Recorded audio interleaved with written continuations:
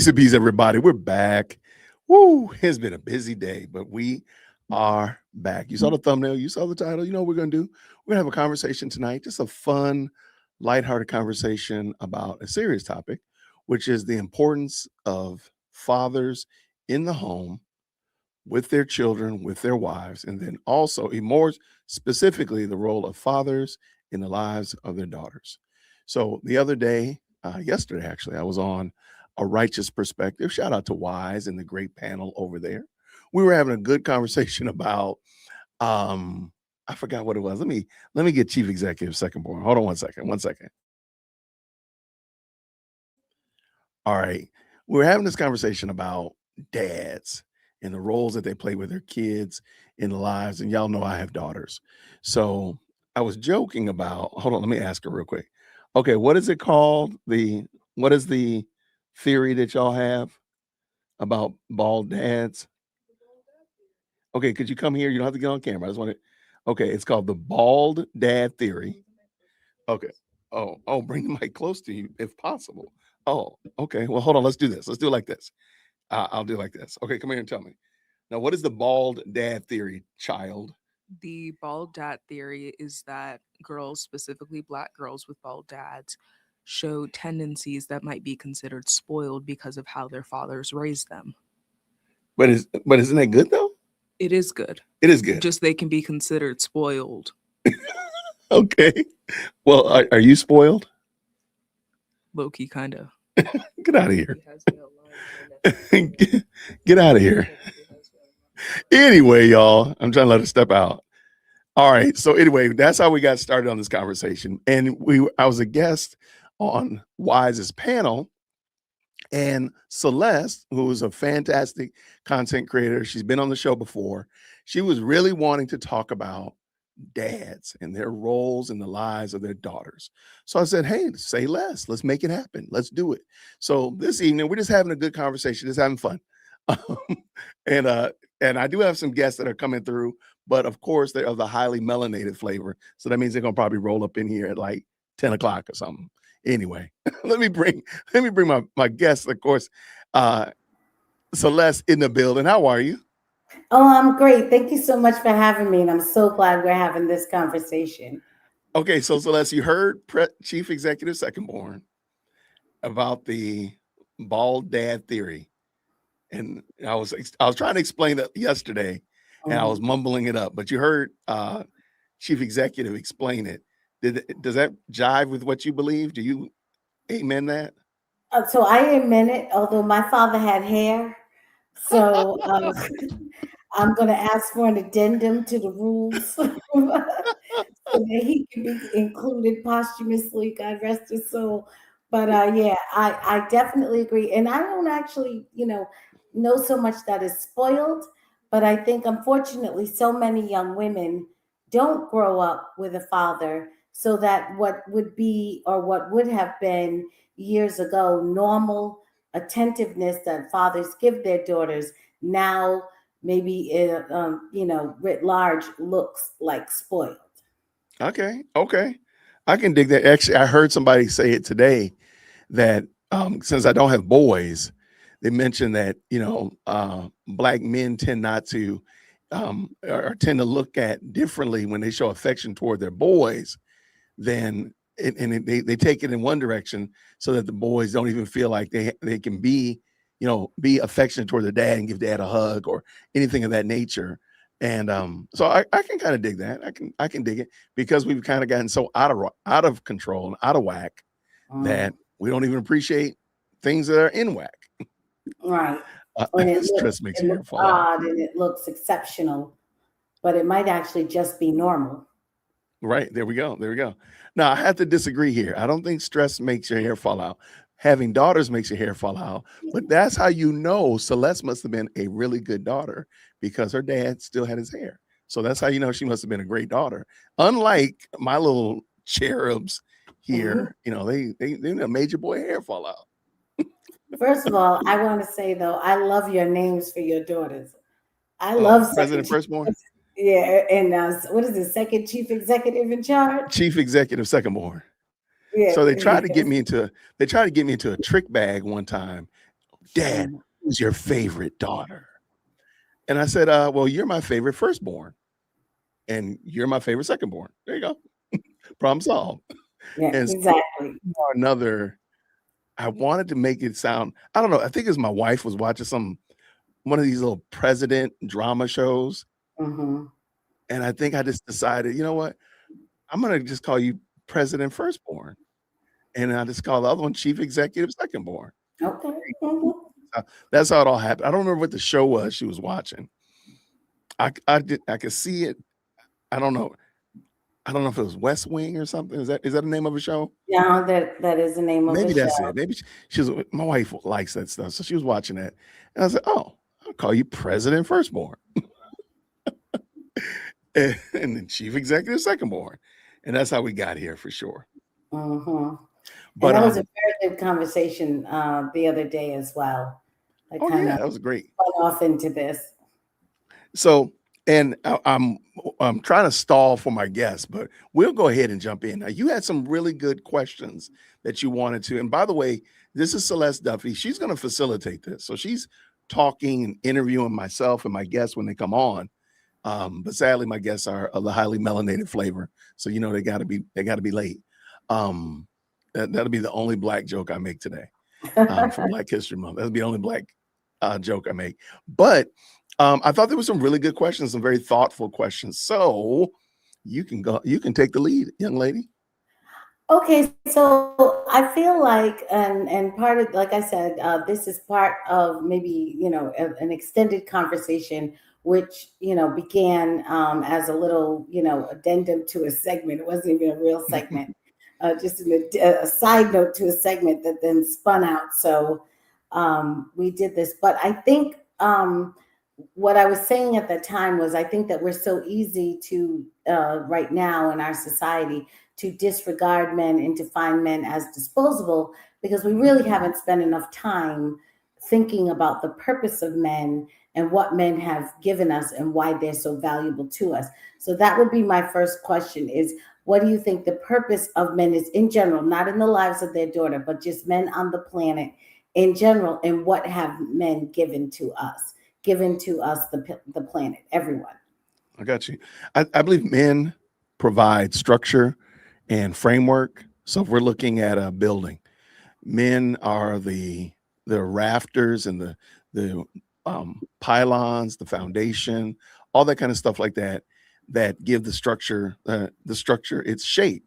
So you know that this is a 2-story house, or this is a ranch. You know, this house has a basement, all that kind of stuff like that, because of the framing of the house. Now, of course, you don't know the color of the house. You don't know the light fixtures yet, but the frame of the house is key. And you can't, without having the frame of the house, you're not going to have a house. You can't have the walls and the paint and the lights and the really cute furniture until you have framework and that kind of stuff like that. So I think for society as a whole, we as men provide the framework and the structure. I do think we also provide a level of, we fix problems. And that's, I always tell my wife and kids, like, don't bring me problems. Just tell me what you did and I'll go resolve the problem. Or when President Firstborn gets in the car and she's crying about something, and I just ask her, I say, hey, do you want me to fix the problem or do you want me to listen? And a lot of the time she's like, well, Dad, can you give me some solutions on how to fix this problem? I said, okay, go ahead and tell me. Okay, got you. Here's a solution I think you should do. Here's another solution if that doesn't work.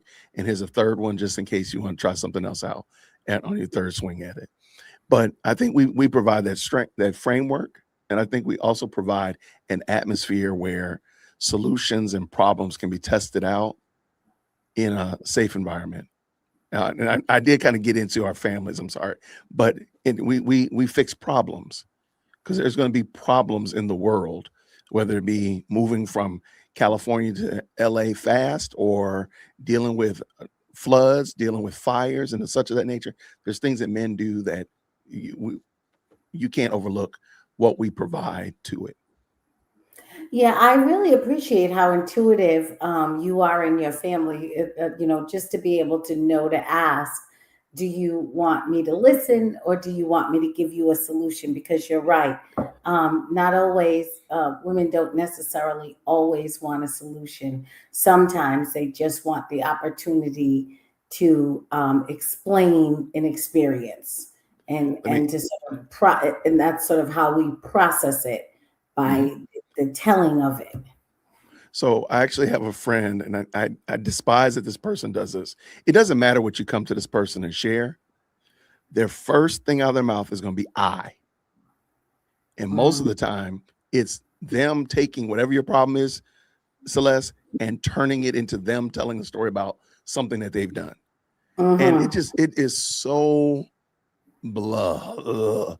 Me and my daughters hate when this person does this. And we joke about it.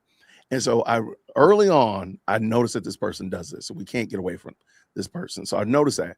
And I said, you know what? I don't want to do this. I'm going to ask questions. I'll ask you. And you probably have heard me when I've talked to you about YouTubing. Do you mind if I tell you something? Is it okay if I give you some ideas? Because you could just clearly say, no, I'm good. I'm good, Jason. Let's keep it moving. And that's fine. I'm okay, not offended. I can save this, my free will and this free air that God has given me. But if you want some ideas and some suggestions, there we go. So that's why I ask him. Even my 15-year-old, she gets in the car fussing about something at school or something going on with a friend. I say, I'll listen. Okay, now, do you want me to add any commentary, or do you want me just to listen? I just want you to listen, Dad. Okay, not a problem. Tell me more. Tell me more. Go ahead. Now, I might not know what she's talking about because I might have checked out. Because when you get a certain age, you can turn your hearing off. You can turn your ears off. But that's okay. Actively pretending is perfectly fine.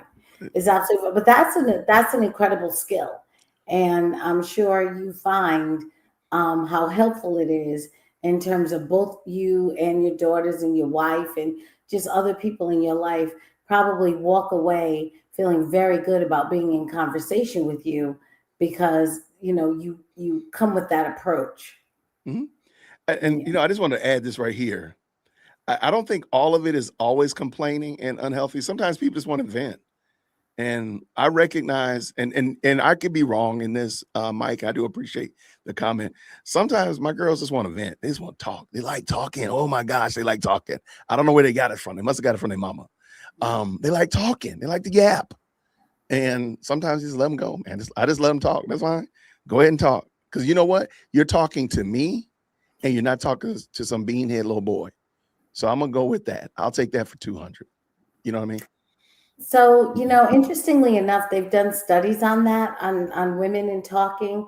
And I think what they found is that on average, men use about 4,000 to 6,000 words per day, and women use like 35,000 words per day. With Gus up to 50. With Gus up to 50. Yeah, absolutely. So, exactly. And part of that, like I was saying, obviously some of those 35 words are talk for talk's sake. They're not about solving a problem. They're not about, whatever. But a lot of it is processing. A lot of it is this is how I understand what is happening to me, what I'm thinking about, what I feel about it, a lot of the way we learn to process that is through talking. So there's been well before we go too much further, because I like talking to you, but even though my friend, my highly melanated brother who's late, y'all just go ahead and put Virgil in the chat. Y'all just go and type Virgil. Because Virgil Black. Y'all know Virgil Black? You knew you was gonna get it, bro. You already knew. When the clock hit 8 o'clock, you was gonna get it. You was like, oh man, I'm about to get it. I already knew. This Arizona traffic, man, had me, it was, Boy, you used to live here in Atlanta, bro. Arizona should be a piece of cake. No, it is a piece of cake compared to Atlanta, no doubt about that. So, Celeste, this is my very good friend, Virgil Walker. Hey, Miss excellent Substack content creator. I'm sorry, go ahead. You earlier on Harmony. Oh, praise God! Yes, that was a fun episode. It was very good, and I very much appreciated your comments. So I feel very honored to be on with you tonight. The honor's mine. Thanks so much.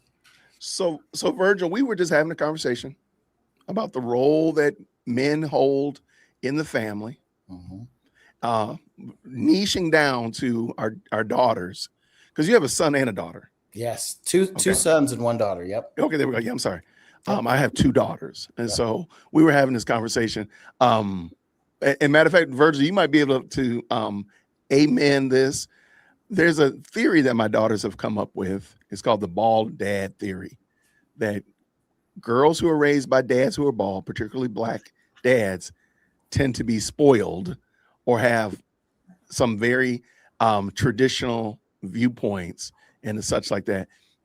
See, my kids are not crazy. Yeah, I don't know what the baldness has to do with it, but yeah, I don't know. in this household, that's definitely the case. So I concur. Well, there you go. See, we got amen. So Celeste is moderating this conversation. I got a couple other guests that are going to pop in later on. We'll dog them out too. Good. But if you want to, Virgil, I'm sorry, Celeste, if you would like to maybe pose your original question to Virgil, see where he lands with that. Yes. So the first one, and just from your conversation, Virgil, now I have another one.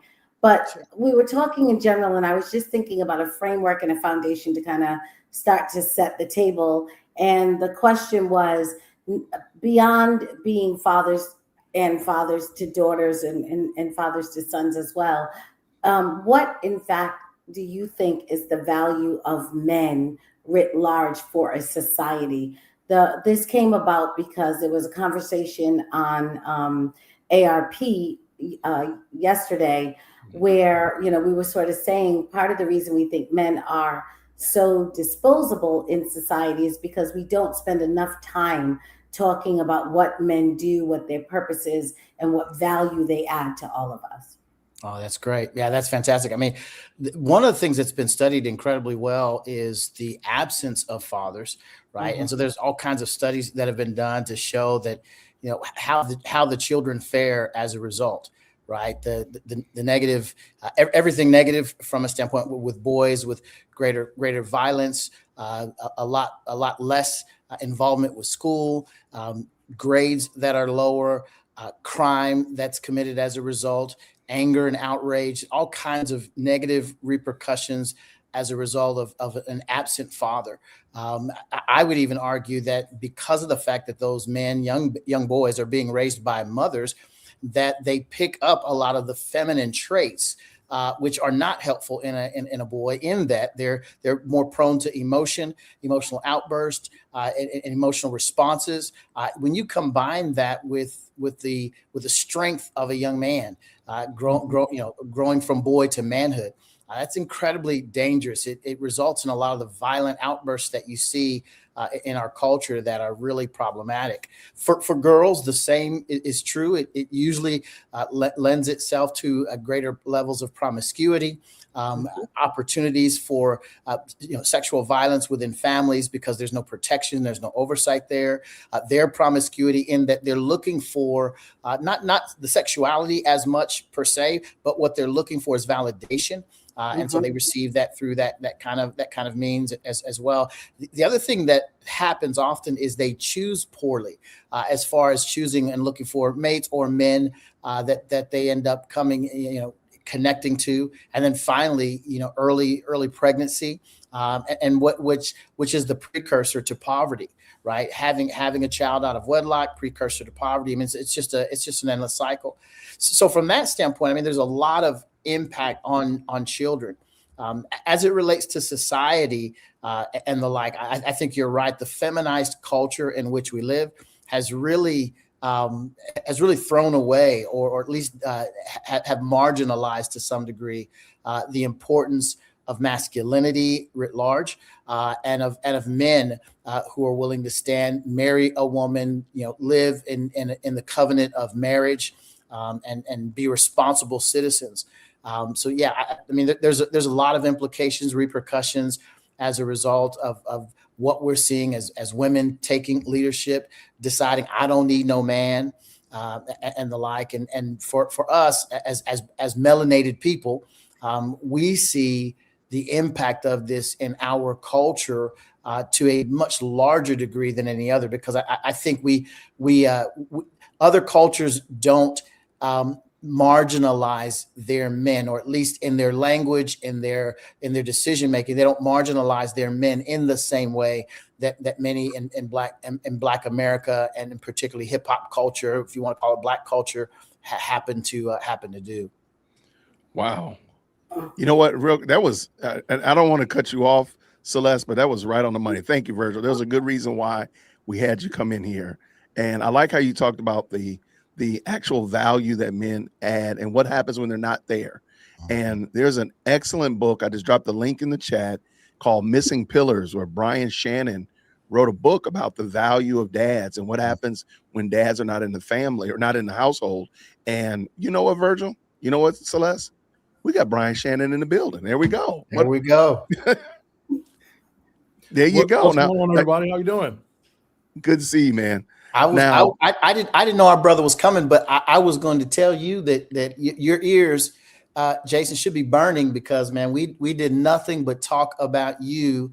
I was in Pastor Brian's backyard there at Cornerstone Chapel this past weekend, and we talked about biblical masculinity and manhood and the like. And I mean, I didn't even get on the platform before we brought your name up and started talking shop about you and all of the things that you're doing and the like. But man, it's so great to see my dear brother, Pastor Brian Shannon. Shout out. There we go. Yes, sir. Yes, I guess sir. I'm doing okay, man. I guess I'm doing all right. I love it. Yes, sir. And Virgil blessed us too, man. Our guys, our brothers are still on cloud nine and still glowing and talking about the impact there. So they're ready to hear from you again. But glad to be on with you all. I love it. So, Brian, just so you know, Celeste is moderating this conversation. And I was on a panel with her yesterday, and we just had a great conversation. We kind of got into the weeds a little bit, took a little scenic route about dads and their role in the family, and kind of got into the niche of what are dads' roles in the lives of their daughters. And now you probably don't know anything about this, but I was joking about how my daughters have a theory called the bald dad theory, that girls who are raised by bald dads are spoiled. That's the skinny of it, is that girls who are raised by bald dads are spoiled. Now there's probably something to that theory. Say again. There's probably something to that theory. You know what? It's not as crazy as I'm making it sound. So anyway, I wanted you to come on because you wrote a book about this topic of the role of men in their families. So I really thought that you would have some great insight. I did drop the link if the moderators want to make sure that just stays in there. I'd love for y'all to check out this book. Maybe we'll do a book study on it, and maybe maybe we'll do a book talk and have you facilitate it, Brian. Hey, I'd love to. You know what? I think I just got a new revelation. There you go. Somebody was asking me about my April book, my book talk. You know, I think I just figured it out. We got Brian Shannon talk about missing pillars. Let's do it. Let's do it. So I'm gonna give this back over to Celeste because I don't want to run over. This is her show. So Celeste, take it away. Oh, well, thank you. And we were just talking about this conversation was birthed from a conversation where we were discussing the fact that in the society, men are viewed as a very disposable, largely because we have not really spent enough time talking about the value of men and what men have given to the society writ large. So we kind of wanted to talk about what your perspective is in terms of what men add to the society at large. And then from there, we can build on the rest of the conversation. Yeah. Well, thank you. And I'm glad to be on with you all to join this conversation. I heard Virgil spilling just a while ago that he was all in my bag. And so I want to, and some of the things I'll say will just be kind of a reflection and a reiteration of some of the things he already mentioned. But if I go back, so I run a weekly Bible study with our men's ministry, and we have about 100 guys. And that's not to boast who we are, what have you, but just it speaks to the fact of the hunger that's there and the desire for men to know what the Word of God says to men about our role, right, in the family, in society, and so forth. And I speak to our guys about what we call the 4 Ps. And most of us have heard these things, right? That God has called every man. And I'm saying this to kind of build on a platform of how that now spills over into the lives of daughters and sons, right? And our role in the family. But God has called every man to be a priest of his home, a protector of his home, a provider of his home, and one who promotes purpose, okay, in his home, right? And so you could arguably say the priest also goes along with prophet, the office of prophet, because that's the function of the father in the home to demonstrate. One of the things I look at the Apostle Paul's a message to the Ephesian church. He says, fathers, do not provoke your children to anger, lest they be discouraged. He says, but rather raise them and rear them in the fear and admonition of the Lord. That tells me two things: that the father's role in the home, number one, is to both teach and model how to balance the emotional thermostat of the home. That's good. Because you can sway a child's anger or encouragement. And so how can you sway your children to anger? There's a few ways you can do that, right? So one of the ways you can invoke your children to anger is by being absent. An absent father in the life of a child will breed anger because they're frustrated, they're disappointed, they're discouraged, they're afraid. So that breeds a disequilibrium of the emotional environment. They're afraid. So that's fear in the absence of a father in the home. They're like, listen, I feel unprotected. They don't know how to articulate that necessarily, but they feel unprotected. I was a school vice principal for 20 years in the school system. And I'm going to tell you something. When I came into a cafeteria, I ran it. When I went down my hallways, I ran it. When I came into a classroom, kids straightened up because I came in as a protector, as one who provided stability, as one who provided structure, as one who provided accountability, and children responded to it. When I resigned from my position, children would come to me and say, Mr. Shannon, I'm afraid going into next year because I don't know who's going to run these hallways and run this cafeteria, because when you're here, we feel safe. Because I don't let a bunch of junk go on. And so that's the thing that a father should be bringing to a table, that he's not going to allow a bunch of junk. He's there to stabilize the environment emotionally. So women and men have a different sort of orientation when it comes to emotion. I think we all know that, right? There's a complementarian truth and fact and factual understanding of how men operate and women operate. And it's not necessarily wrong or right what I'm saying down to, when we look at it from the God standpoint of how he created us. I'm not talking about a right or wrong situation here, but it's just that I'm different from my wife and my children know it. My wife knows it.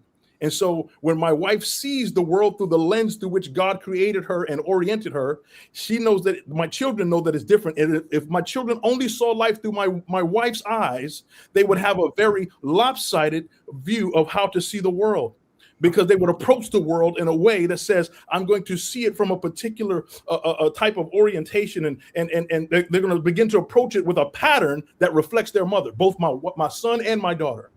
Right. But because I'm in the home, I have a different approach that balances my wife. I'm not better than my wife. I balance my wife in such a way that my children have a different way to approach and see life. I tell my men in my Bible studies, I said, when I'm ministering to them, I said, listen, your job in the home is to be an emotional thermostat, not an emotional thermometer. Thermometer just blend in and do whatever. You're there to set the temperature and set the tone.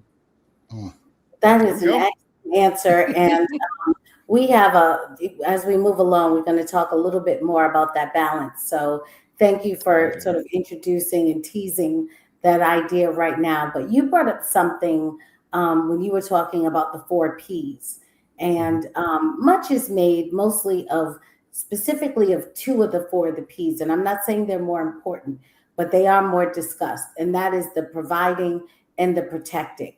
And I think if everyone says that, women say it, men will say, I'm supposed to provide and protect. You ask a woman what kind of man she wants one who will provide and protect. But very few people, if you ask them, what does that mean? What does that actually look like? Very few of everyone says they want it, but very few can say exactly what it is or exactly what it would look like in their life and in their home. Can you help us get more clarity on that? And I'm gonna start, if I can. I'll go counterclock. I'll go Jason and Virgil, and then you, Brian, if that's okay. I think providing, of course, we could say providing, and you did say what is provision in the home, right? Providing. Okay. Well, of course, that could be the paycheck. That could be the going out, slaying it, bringing it home every day.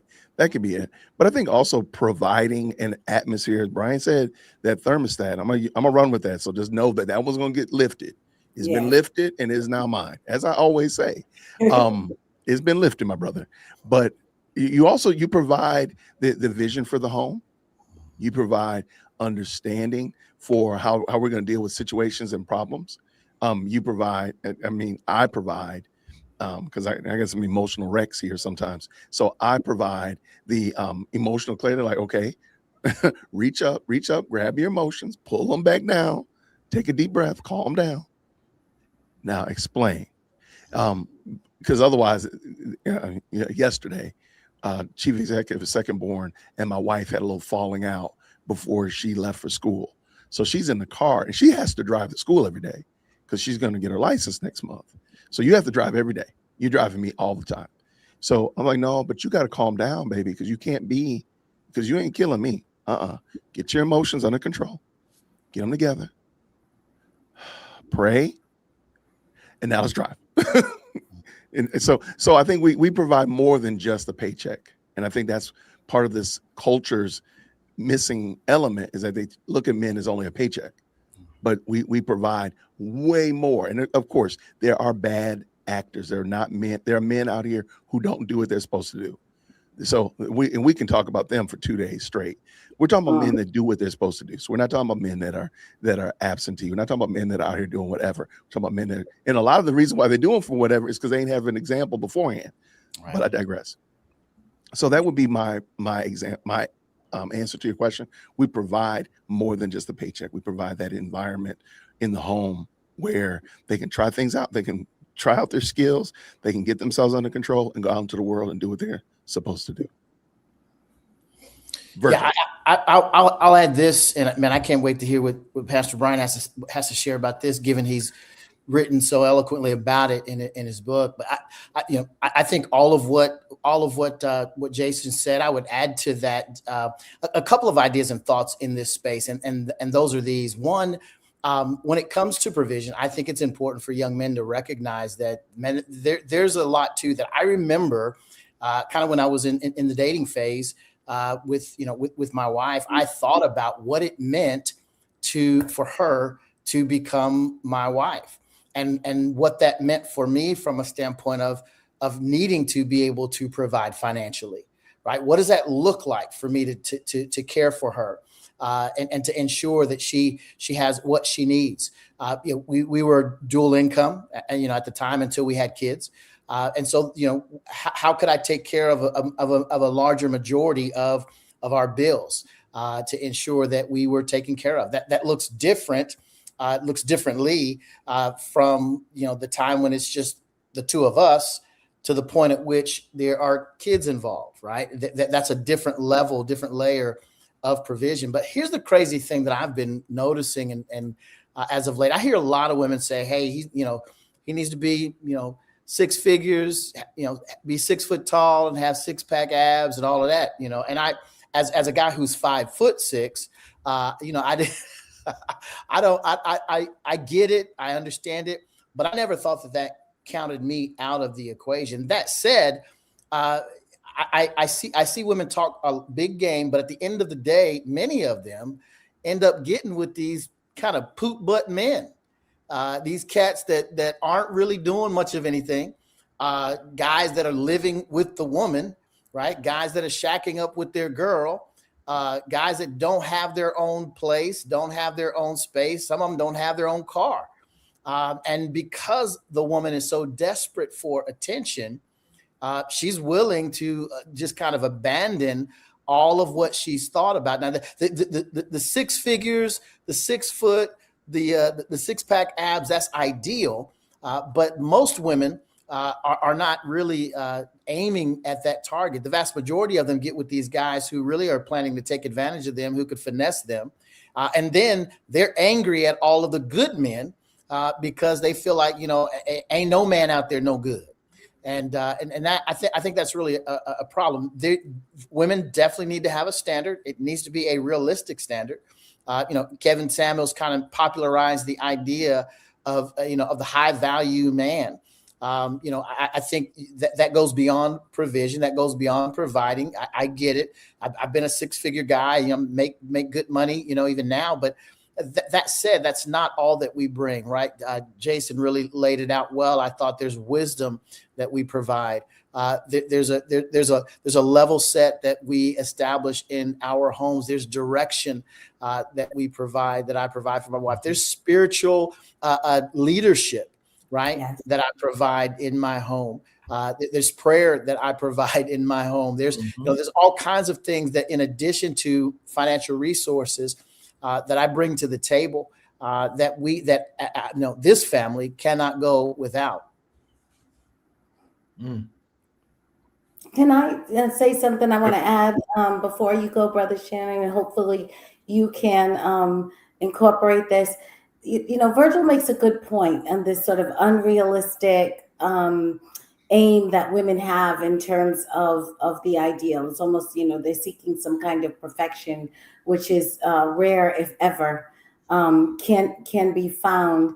My thoughts on that are a little bit like, if you were, going to, be a woman and you're going to select a man, and you have to now think to yourself, okay, I have a choice, and I need to be married, and I've kind of gotta make this choice about providing. Do you think, because this has been a thought of mine, do you think that when a man, because a lot of women say, well, I need to have my own money in case something goes wrong. I grew up with someone whose mother actually told us when we were young, and she was like, you can give 90% to a man, but you save 10% for yourself. And she wasn't even speaking just financially. She was basically saying, in everything you have, you can give 90% to a man, but you save 10% for yourself in case something goes wrong, or he's not, all that he was cracked up to be or promised to be. I have come to believe that actually it might actually be the opposite, in that I think that men actually do better by women who are willing to actually rely on them. So holding that 10% back may not be the best advice. I'm wondering what your thoughts may be on that. That's really good. I agree 100%. I agree 100%. Go ahead, Virgil. I don't want to. No, I think Brian.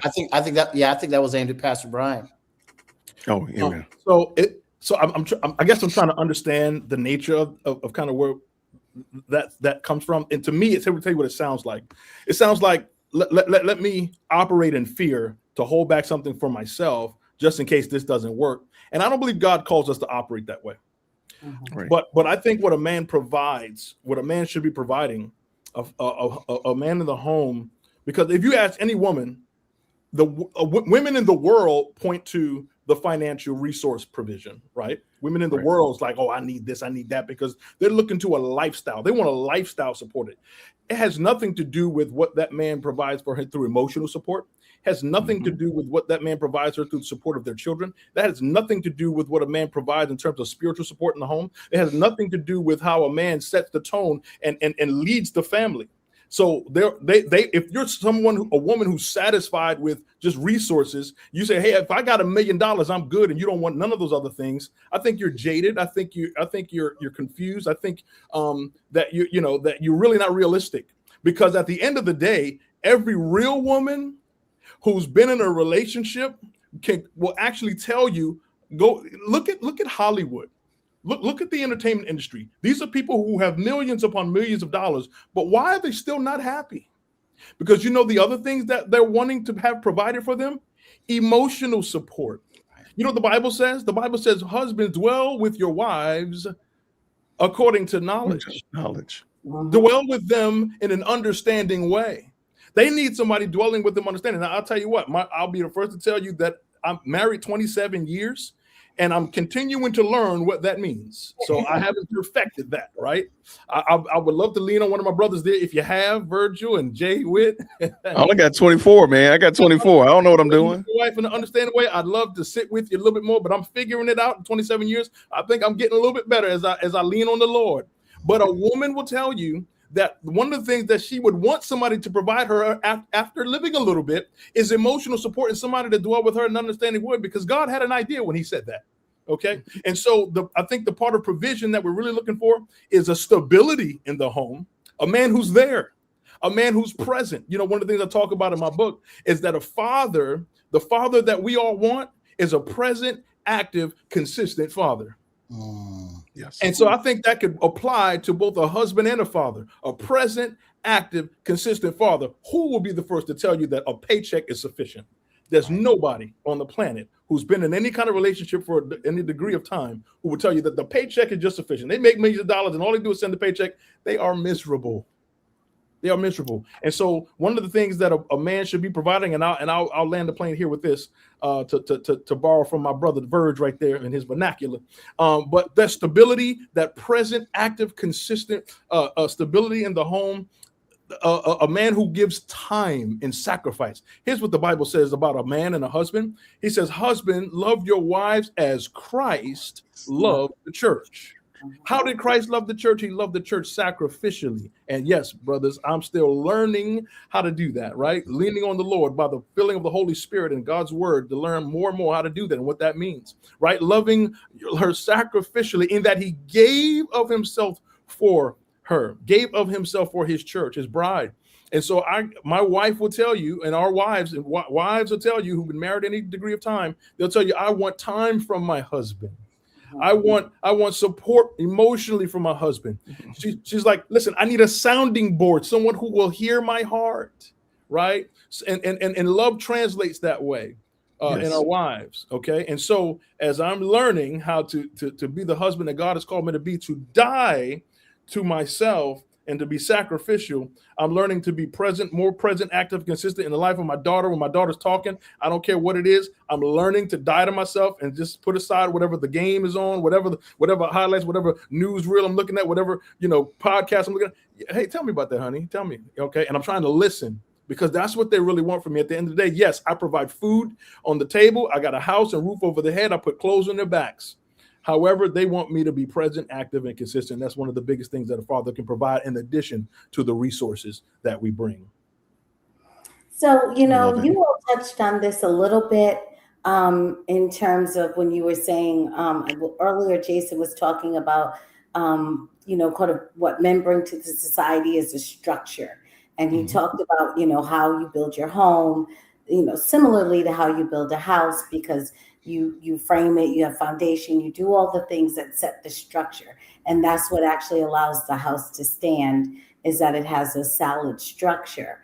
And I want to think about that in terms of, if you think of a structure, it's kind of also akin to boundaries, and in terms of setting boundaries. But before I think we can really talk about boundaries, I would be interested to know, in terms of your home and your family, specifically with your children, because boundary setting with children, do you set boundaries differently based on the sex of your children? So do you have different boundaries for your girls than you have for your boys? That's a good question.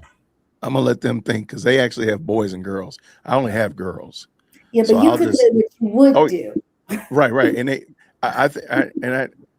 it's a joke whenever somebody has like a infant boy. Like, matter of fact, a friend of mine got married 2 weeks ago, and his sister, they have a little guy. And as soon as I saw Angie, this is my first time seeing her in a long time, her and her husband, I took Sebastian, and Sebastian was all about me. And he stayed with me the whole time. And Terry was like, you want me to get him? I'm like, no, man, Sebastian's good. We're golden. And so my girls are always theorizing, like, what would dad be if he had boys? This is what he wants. This is what he wants. I was over there trying to trade him. I say, hey, I'll take Sebastian and you can take chief executive second born. I'm like, look, she almost ready to drive. She almost out of the house. You can have her. But I do think that some of the rules that I have for them would be different, because if I had sons, I kind of know what they're going to have to deal with in life. And I know, I did some dumb stuff when I was a kid. Belinda and James let me get away with some pure, unadulterated foolishness. I learned from that foolishness. I bumped my head a whole lot, and because they allowed me to get do stuff. Now, I don't know if I probably wouldn't let my boys do some of the stuff that I got away with, but I do think that they would have more latitude if I had two boys than these two girls I have right now, because I don't know. I just look. I see them differently. So that's how I probably would have handled it if I had 2 boys. But y'all got y'all have mix. So I like to hear what y'all got to say. But that's probably what I would have done. Yeah, I'll jump in here and say, rules. I don't know that the rules were different.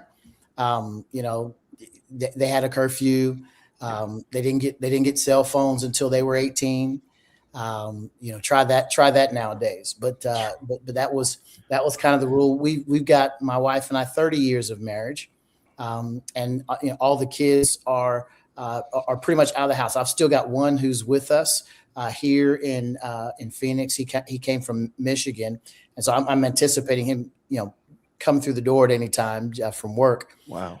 But that said, there weren't different rules, but we treated them different on the basis of need, right? Some of them needed a more firm hand, and so they got that, right? So my daughter was more, she was more acquiescent, more submitted, more, she was more of a people pleaser. And so, we didn't have to go all in with her. My boys, they were crazy, and off the chain, and I had to lock it down. And so, they because of the choices that they made that were outside of the boundaries that we provided, there were consequences to those.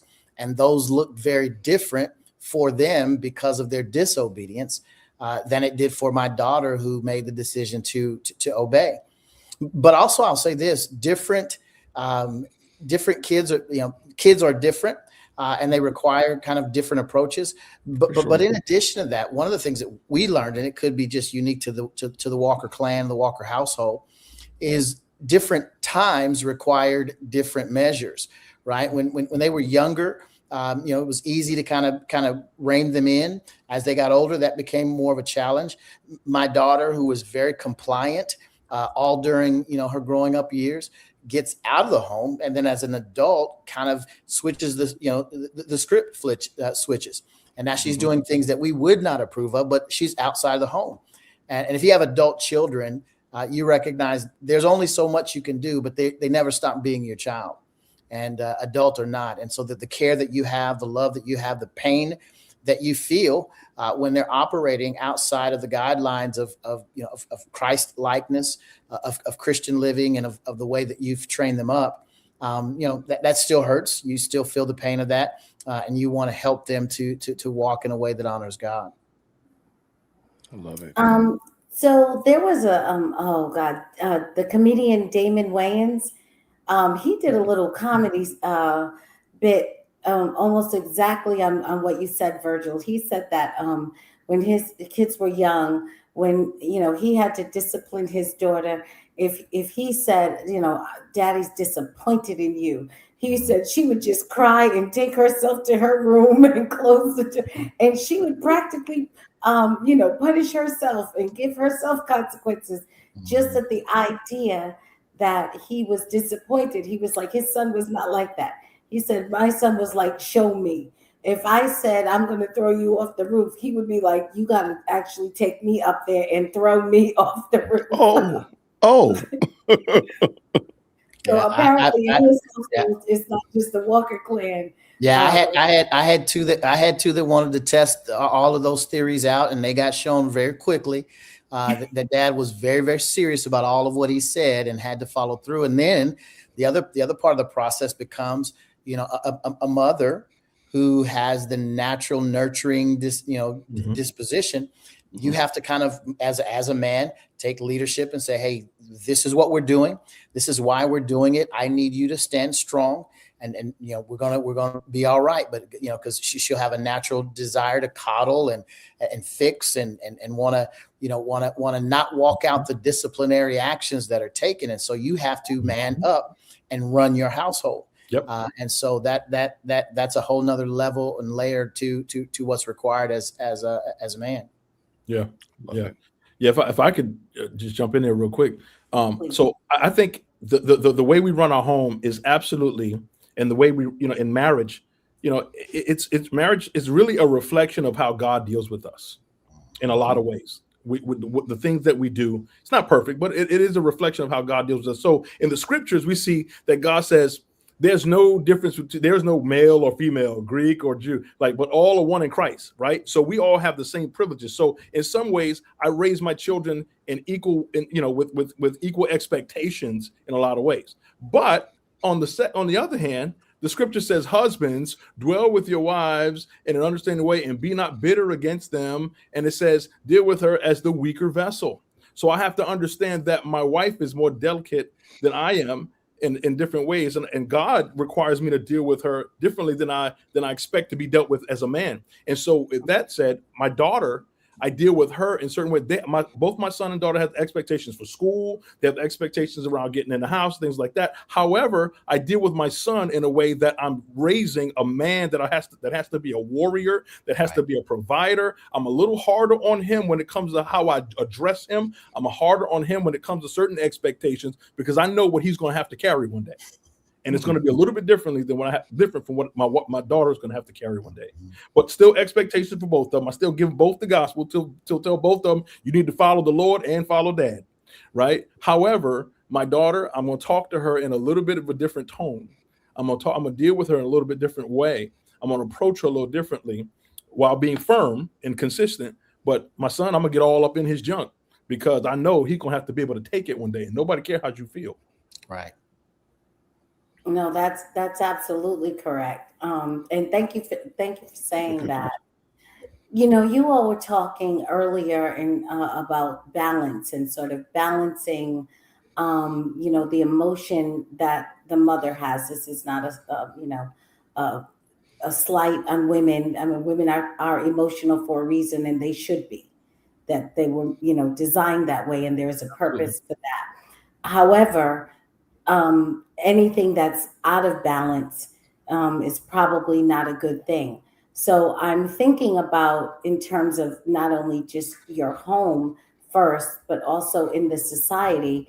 I think, Virgil, you said that we are in a feminized society, which suggests to me that you think it is out of balance and it is probably far more emotional than it should be. So my question here is, if that is the case, and if you all agree that is the case, what are some of the consequences when you have let's say, a highly emotional, highly feminized, over estrogenated, if you will, society? What does that do? What does that do for us? How is that?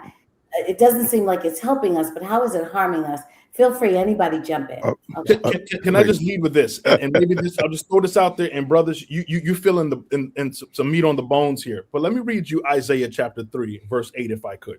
Okay. Mm-hmm. So let's take our cue from Israel of old. The scripture said, God is speaking to the prophet. He says, Jerusalem, you stumbled, and Judah is fallen. Why are they fallen and they've stumbled? Because they've gotten out of order. They've forsaken the law of God. The priests have gotten out of position. They're not doing the things that God has set forth as expectations for the home, the temple, the tabernacle, the service of the Lord, and the nation. So here's what he says happens. He says, because their tongue and their doings are against the Lord, to provoke the eyes of his glory, the look on their countenance witnesses against them, and they declare their sin like Sodom. They're boasting in what should be their shame, right? He says, here's what happens. Wow. They do not hide it. Woe to their souls, for they have brought evil upon themselves. Say to the righteous that it shall be well with them, for they shall eat the fruit of their doings. Woe to the wicked, it shall be ill with him, for the reward of his hand shall be given. As for my people, children are their oppressors. Children are their oppressors, and women rule over them. O my people, those who lead you cause you to go astray and destroy the way of your paths. What is God saying to us? And saying to us through Israel of old, he's warning us when we get off track, when we boast in what should be our shame, when we tell God, take a hike, and the doings and the things that we are commanded to do, he says, okay, I'm going to show you, your home will be out of order. You will be afraid of your own children. Paul would say this in the New Testament epistles. It will say this, that in the last days, what will happen because of sin is that children would rise up and be murderers of fathers and murderers of mothers. I can't say anything but amen. All I'm going to do is just encourage you. If you want to check Brian's homework, you want to make sure he's doing the right thing, just go on YouTube and do a search for body cam footage. You will be quickly converted that, yeah, or just do a Google search of the news out of Chicago. There you go. That's all you need. That's all you need. And by the way, I'm not just a supporter of Brian Shannon. I'm also a book reader. I just want to make sure you know this. I said, let me grab my book and do that old Hair Club for Men story. And But everybody no, needs to be ready for the book talk. So yeah, I'm ready. I'm ready for the book talk. I like that. We're gonna do that one. All right, go ahead. I concur with all that's been said. I shared with the men this past weekend while I was with Pastor Brian there at Cornerstone. What happens with a feminized society? It's no less than what both men have just articulated. I kind of walk through the fact that what we see in our culture are feminized judges, right? Women who've gotten onto the bench, and as a result, the sentences that they provide are lenient. Why? Because women by nature are definitely more empathizing, more nurturing, more caring, and then as a result, they give weaker sentencing or no sentencing at all. And what does that do? That leaves criminals who are now out menacing society. Someone is going to pay. And usually, unfortunately, when a culture has been feminized, specifically in judicial systems like that, what happens is innocent people become the victims of those kinds of situations. I talked about feminized advocates who are marching in the streets of Minneapolis. Right, these women who their natural nurturing and empathetic disposition has them outside of their homes where they should be caring for their children and those under their care within their home are now outside of their home into the streets. Why? Because they're expressing empathy toward who they believe to be othered, right? Those illegal aliens, illegal criminals who are within their cities, these sanctuary cities.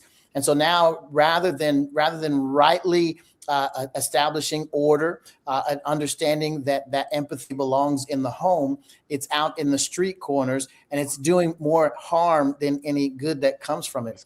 I talked about feminized professors in institutions, in schools and universities, who, because of their nurturing care for children, and who, young people in particular, who they don't want to see harmed, establish safe spaces for these kids so that they don't hear anything that disrupts them or causes them to be triggered in any way. And then as a result, they protect these individuals, call any dissension hate speech or a microaggression and create problems. I mean, you look in the universities right now, universities are somewhere between the 70 and 80% marker for either women leading departments, leading in professorships, or there are men who are there who have been completely feminized by the culture that they're a part of in those spaces and places. So when feminism leads, it has detrimental impact to even to the point of death. Yes. And we've got to provide right order in society so that our loves are rightly ordered. There is a right order to love, in that you have a love for your household, your family, your husband, your children, those who are in your care, those extended loved ones, and then toward your church, right? And then your love for those who are outside of your church. But there's an order to the love and a process by which you think through specific issues so that order is not that love rather is not out of order. And then you find yourself in the street, really at the risk of your life when it comes to trying to defend criminals against law enforcement. And you know what's interesting about that? If you think about it, if we were not so out of order, it's very unlikely that these women would even be available to do all of this protesting and throwing literally their bodies on the line. Some of them, their children. You're right. Because many of these are women who have either never set up a household, or the household they blew up. And that, I believe, is really the anger that's fueling this. It's made to look like compassion, but it's really anger at the society that they couldn't get it right, and now they're masking it behind a, oh, see how great I am, but really I think it's kind of a cry for help. If I could add another dimension to what Virgil, what you said, all those facets, all those institutions, all those places where we see feminism taking the ubiquitous nature of feminism, I would even add the church. When we see churches, listen, there's a reason why the Apostle Paul said, I do not. And again, this is not against women. The biggest thing we can do to protect women is to keep them out of spaces where they should not be in illegitimate spaces of leadership, because that's protection both to them and our society. Well, Paul was said, I do not suffer a woman to teach or to exercise illegitimate authority over men. Right? I do not allow them to do that. The reason why? Because Adam was first formed, then Eve. There's a reason why he goes back to the creative order, right? All up in the message that you preached, Virgil. And so when we talk about the church, listen, I thought about this and I said, is this statement true? Anywhere that I've ever seen a church where a woman calls themselves a pastor, and that's not to say that women are not gifted. That's not to say that God doesn't have a plan for women. But wherever I see a church where there's illegitimate authority of a woman pastor, I've never seen sound doctrine coming out of that church. I never see sound, solid discipleship coming out of that church. And we can look at that very measurably. We can look at to quantitatively to see if that is actually a true statement. And so there's a reason why that's the case. And then in those churches, I see people who begin to take on more liberal ideas, because that was a system, that was a structure that God never set forth to happen, he never set forth or ordained. And so anytime we see people, again, any facet of society, particularly the church, and that's where we get our cue, but when it's out of order, there's chaos and people suffer, and namely the people in the pews will suffer, because they're going to be led astray by what they see. Because I look at the men in those churches, and I had aunts who were pastors, family members who were females in the pastors. And I look at the men in those church and the women in those church. All the women are called to be pastors and evangelists and prophetesses, right? All of them called to do that. And then all of the men are like standoffish, stand back kind of passive guys. Yes. And at work, many of them are feminized, and they're taking on feminine characteristics, and they're gay. Let me jump in real quick, because I just want to make sure to, because I see a lot of people jumping into the chat. Thank you so much for jumping in to the best live chat on the internet, and later on in my ex folks over on X. We are not talking about the jackleg ne'er-do-well men. We're not talking about men that don't do right. We're not talking about the Papa was a Rolling Stone. That's not what we're talking about. We're talking about men that want to do the right thing. Now, are they perfect? Come on now. Are they without problems? Stop it. We're talking about those ones that are at least making the attempt. So when Brian is saying leadership, when Virgil is saying men in their proper places and such of that nature, we're talking about them. We ain't talking about the ne'er-do-wells. So just exclude the ne'er-do-wells from the conversation. So we're not going to add maybe I put a little bug on the bottom saying we're not talking about ne'er-do-wells run across the bottom. We're only talking about those ones that are making the attempt, that recognize that they are going to stand before a holy, just, and righteous God and have to explain about their family. And they're going to talk about, this is the woman you gave me, Lord. These are the daughters that you gave me. Yes. And they was just crazy, God. No, that's not going to work. No, that's not going to work. And I do want to say there's something, I'm going to add this to Brian, what you just said, Brian. Earlier, I was talking about, men add structure to the home. They have the framework. They have the frame. But if the frame is not in its proper place and somebody builds a house there anyway, they start operating weird because the walls are all crooked or the floors are all wobbly because the man wasn't there, didn't set it up right. So they might still even live there. But you're walking like this through the house. That's right. Ducking down because the house wasn't made right. And it's not, and because guys abdicated their responsibilities. That's right. So, okay. So I want to get into a little bit of a hot topic now that you all have kind of set a clear foundation. So I want to go to your children, and I want to go to dating. So my question about that is, so let's assume we've made it through sort of the, early childhood and that kind of, and we're moving now into late adolescence and into early adulthood when it's really time to start thinking about, how you're going to live as an adult woman or as an adult man. So my question would be, when you think about your children, and maybe your children are of age that you've actually gone through this, in terms of their selecting a partner. Now, I'm assuming all of you want your children, both boys and girls, to marry and to set up their own households. So now that we settled that, Right. how much of that process do you think that you would like to be involved with both your daughters and your son? Will you be selecting for them? Will you be introducing them and acting almost as a surrogate sort of matchmaker? Are they allowed to select for themselves, but you have the final word? How are you approaching that? I think a lot of people who want that for their children, and I'm going to tell you, I have friends of mine, very good friends of mine, close friends, some married, some not, have children, specifically their daughters, very much want their daughters to get married, and they're either late in high school or sort of early in the college experience, and they want their daughters to get married. And I find it very interesting because they are raising their daughters in places that statistically have the least likely option for their daughters to marry, and they don't know this. I should let you know, most of my friends are very liberal. So you're raising your child in a place that's very antithetical to family and marriage and the characteristics that would be needed to have a happy, healthy marriage. But they all want that, but they don't. So my question to you is, maybe you could help them out or help me out in terms of what is it that how are you approaching the idea your kids are coming on that time? What is the way you're going to handle that and guide them and sort of move them through into that point in their life? Okay. Can I jump in? Yes, please. Okay. I'm sorry. Yeah. So when my girls were little, we had like this. My argument has always been, if the moms and dads like one another, a lot of the kids' problems are going to be resolved. They're not going to have to fight about where to go for Thanksgiving or where whose house we're going for Easter.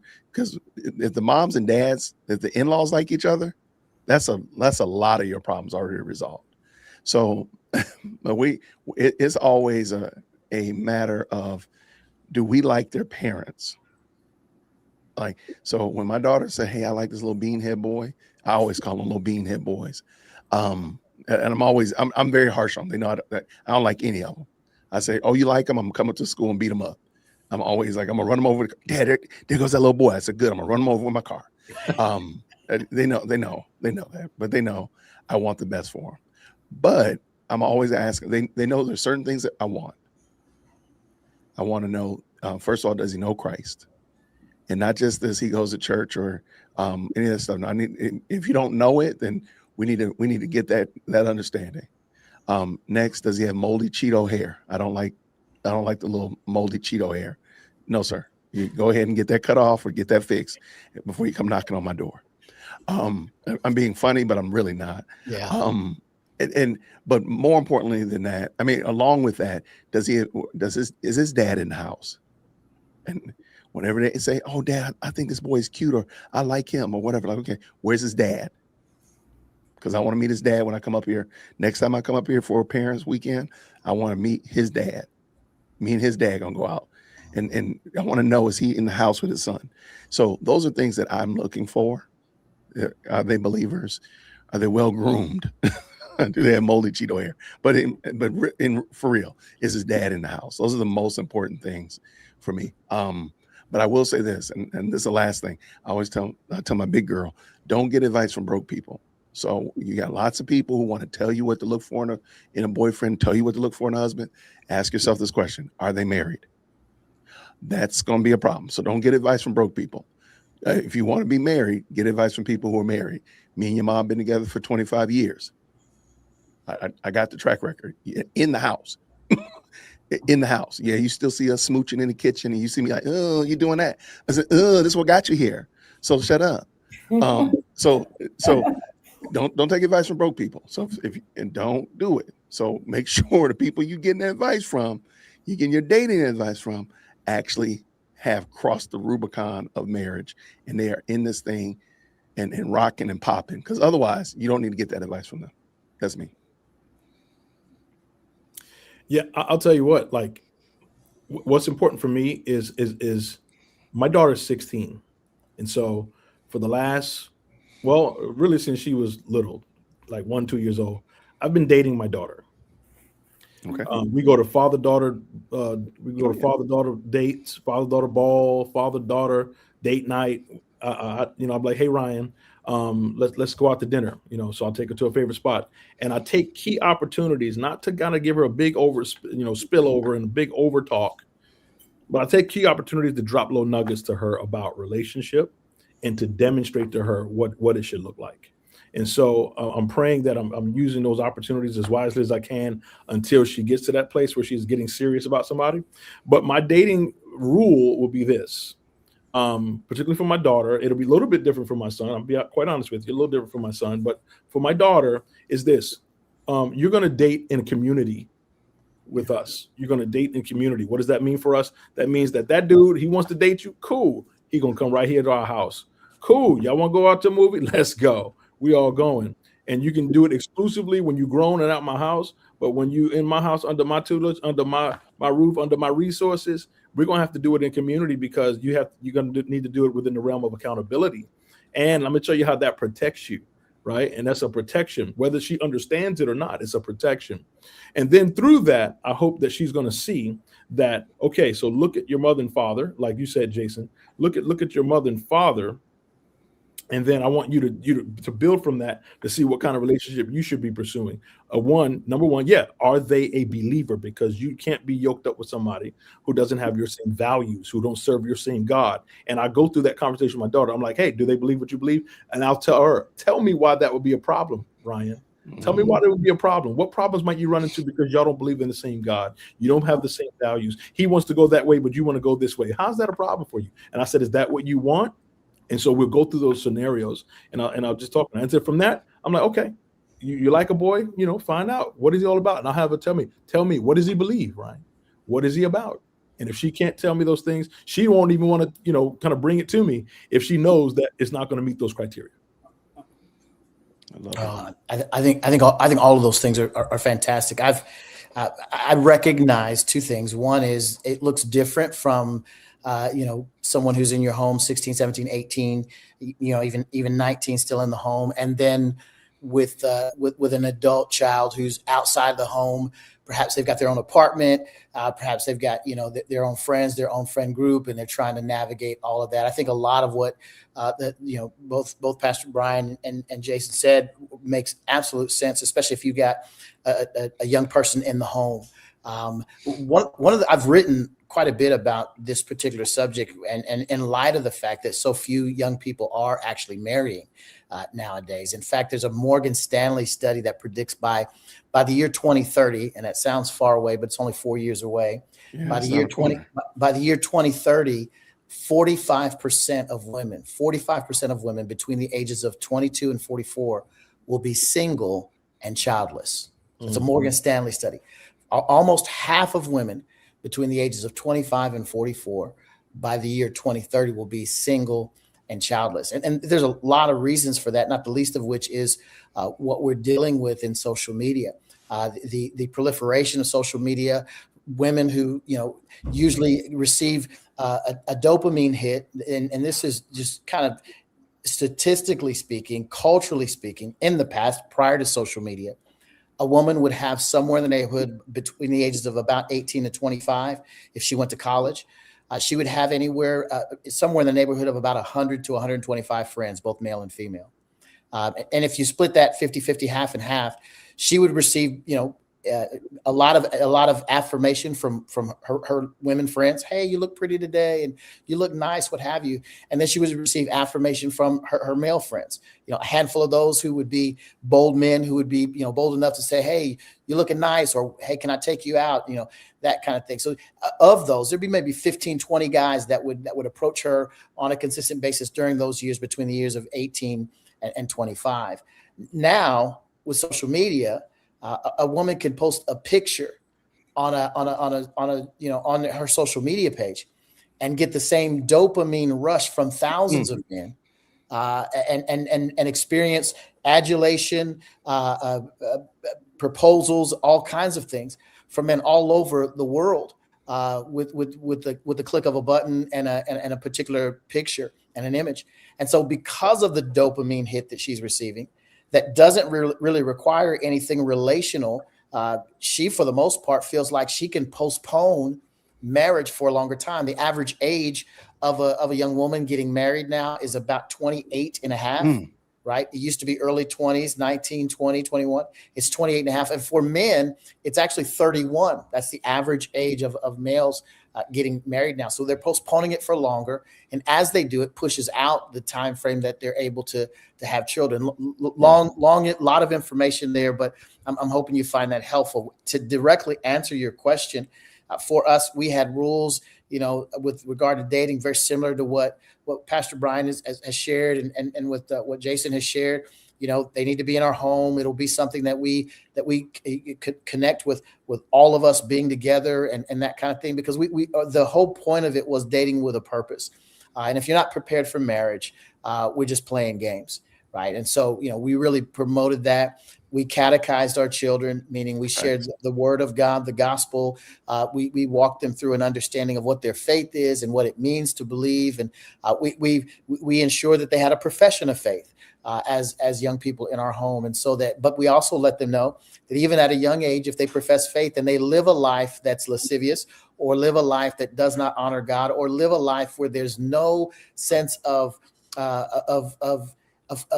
conviction about long stints of sin, right? Of habitual sin, then perhaps that profession of faith really wasn't legitimate to begin with, and we need to go back to the drawing board. So we taught them all of that they know that they're not to be unequally yoked with unbelievers. We've given them all of the tools. The decisions that they make outside of our home will be theirs. We're here for counsel. We're here for instruction. I want to see the person you claim and you want to be with. We want to have conversations.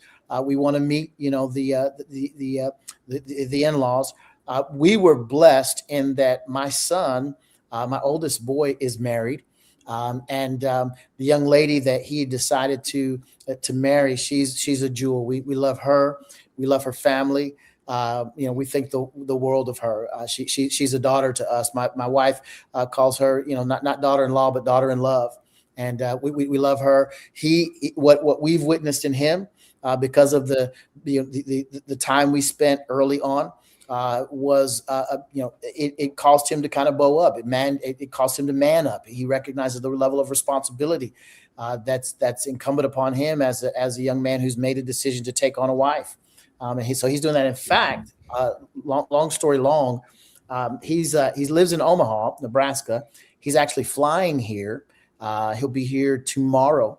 And he'll be interviewing for a position, job that's here in the great city of Phoenix. I'm hopeful that takes place and that he lands that job and that they're able to move here. We'll have an opportunity to be much closer to them. We'll pray for that. Absolutely. Mm-hmm. Brian, would you like to get in on this? Well, I what I've shared a little bit earlier there was, echoing just all of what they mentioned, which is, again, we've set forth the expectations of faith, right? How that's important at the foundation of relationship, because out of our faith, right, comes the tenets of how God expects us to relate, right, to humanity, to human beings, to humankind, right? And then how we relate in, marriage relationships and future marriage relationships. But like Virgil said, dating, our thing, I got married, my wife and I got married. Some people say, I don't look like I should be old. I don't look like I'm old enough to have been married 27 years, but we got married and we were like 21, 22. And so to Virgil's point, yes, that was, people were getting married a little bit earlier. But we were 22 years old. And, I knew that I was dating her with a purpose, because that's what I was taught. That, this is not something we do. Like, we're not casually doing it. And so that's what I teach my children. Like, this has to be purposeful. And you know what? I tell them this: you've got time. What you should be doing right now is you should be working on yourself. You should be working on character. You should be working on building, experience, life. Getting to know your God, so that when you do finally meet somebody, you're bringing something to the table, right? You're bringing, some stability. You're bringing some experience. You're bringing some accomplishment. Things of that nature to the table. Character, faith. To the table, because if you spend all the time trying to just find somebody, what are you doing to make sure that you're ready to find somebody? So there we go. Or somebody wants to find you. Right. There you go. Mhm. There you go. And I'm telling you what, that's a great point, because that's the message to my daughter. I'm telling my sons, and that's why we can't have this, well, you teach them equally. No, we don't teach them equally, because they have different roles and designs in life. A woman, the Bible says, he that finds a wife finds a good thing. It never says that she who finds a husband, right? That's not even in the equation. That discourse is not in the Bible. And so I tell my message to my daughter will be, you need to be developing yourself that you can be found. My son, I'm like, you need to be developing yourself such that you're seeking the right kind of wife. Right. Exactly. I want to move a little bit to pick up a little bit on what Virgil said when you were talking. You were giving the statistics about sort of how much dopamine hit and how it is almost creating, maybe even in a false sense, but a way that you can get the feelings, or even more intensely, the feelings that you would get from people, that you could sort of create this artificial way to get them without having to do the work that comes from actual interaction with people. You can, you can get it without having, you get it without having to pay for it to a certain extent in that sense. I think that there are a lot of women who are, kind of struggling, and they're trying to figure out a balance between, I want to be a helpmeet, but I've grown up in a culture, in a society that has, through every institution I've been involved with, encouraged me and developed me to be self-sufficient. Sure. So the question is, I want to be self-sufficient, but I also want to be a helpmeet, and I don't want to run anybody away, but I also want accomplishments for myself. I want I have talents that I'd like to develop. I have something that I believe God gave me that I also would like to see through. But that does not also mean I don't want to be a wife. I don't want to be a husband. I don't want that to be my first priority. But I think a lot of women are struggling with, one, how to make that happen, and probably two, even how to articulate that in a way that is not, to Pastor Brian's point of view, that is not going to make you someone that a man isn't going to want to find. You want to be found, but that doesn't mean you don't want to be anything but found. Well, Celeste, you said a lot. Okay, wow. And you covered a lot of ground. I think you start out talking about the kind of the dopamine hit, what's transpired with social media, and what's caused women to feel like I don't have to wait for that dopamine hit from a circle of friends, right? I can take a provocative picture, I can post it on my Instagram, my TikTok, my whatever, and get the same kind of rush of attention, because that's mainly what women are seeking: attention from men, attention in general, the thumbs up, the attaboys, all of that from the social media platforms that they can receive, and even men who get slide into those DMs, and you can have pretend relationships and all of that in the background of that. So there's that, and what that's doing is that's delaying. Delaying the process. Same is true for men. For men, it ends up landing itself with pornography. And again, not that women are immune. In fact, the vast majority of the largest growing group of people who are engaged in pornography are women, and for different reasons, but they're still there looking at the content as well. Many of them are on the flip side of it and providing that content through OnlyFans, right? There are millions of women right now between the ages of 18 and 25 who see that as their opportunity to make money. They can engage men in relationships, digitally. On the flip side, also with men, you have issues related to AI. AI has now come in, and people are actually creating, their own kind of relational, chat kind of bot that they can talk to, relate to, interact with, and the like. There's a story that was written about a man who is, this was after a divorce, who had developed a relationship. He had named this individual, this person, or this really it was an AI system that they named and interacted with him and had a specific voice and all of that, knew all of his issues, isms, and what have you, so that he could have a full-blown relationship with this AI, artificial intelligence. And so there's all kinds of things coming down the pike that are keeping people from relating to one another. On the flip side, you mentioned, what about women who feel like I've got a skill, a gift, a talent that I need to have expressed and exposed, and I don't necessarily, but I want a man, I want this, I want that, I want to have my own job, I want to have this. The reality is you cannot have it all. That's the bottom line. You cannot. You're going to sacrifice one for the other. And women for decades now have experienced the impact of going out and feeling like that they need to prioritize, their job, their career, their education. They've gotten all of that and recognize at the point at which they're ready to turn around and try to find a man, most of them are either married or are gay or are no longer interested in relationships at all. And so it's going to be incumbent upon women to put themselves in a position. I think Pastor Brian said it great, said it very well. Put themselves in a position where they can be found, where they can be, as they're sharpening and developing their skill set. They need to be thinking about, how am I developing this for marriage?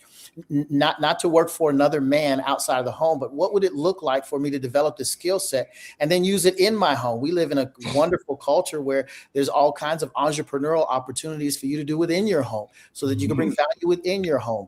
If you're a fantastic administrator, rather than feeling like you've got to go to work for some man, out in some corporation, why not figure out how best to administrate your own home?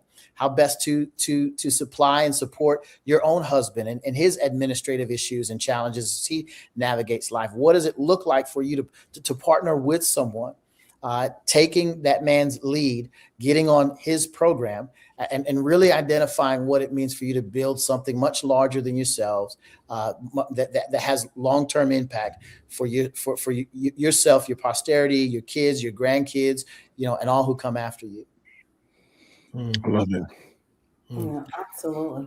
If I could add a little bit to that, because Do it. Virgil said it perfectly.